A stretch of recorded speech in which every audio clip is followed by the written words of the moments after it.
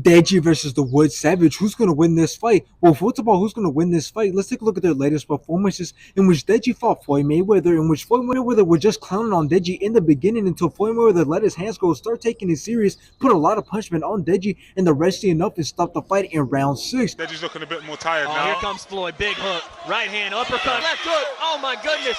And after this, Deji went on to fight Swarms, in which Deji started off great, landed some great combinations, took control of the whole entire fight, and obviously Deji ended up taking it by decision. Your winner by unanimous decision, Deji!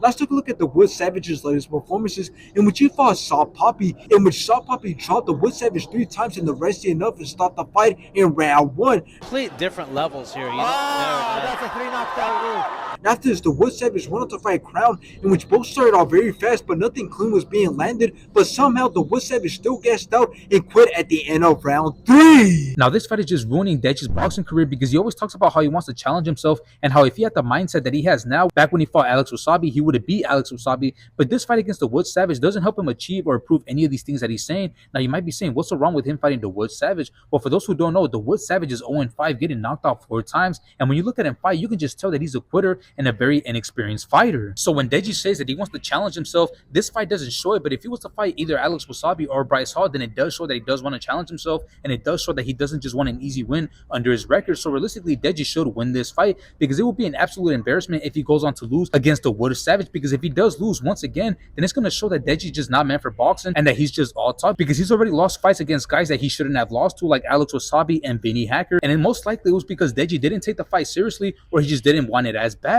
So in the end, what a trash fight. This fight shouldn't have been made. It would have been way better if Deji would have just waited for the perfect fight after not fighting for a year, because Bryce Hall said that he wants to fight him, but he just wants a full training camp. So he could have made that fight with Bryce Hall, or he could have just got that rematch with Alex Wasabi, which he could have avenged his loss. But in the end, I got Deji winning this fight just because he needs to win this fight, especially against an opponent like the Wood Savage, and especially because Deji has been talking about how much he's gotten better.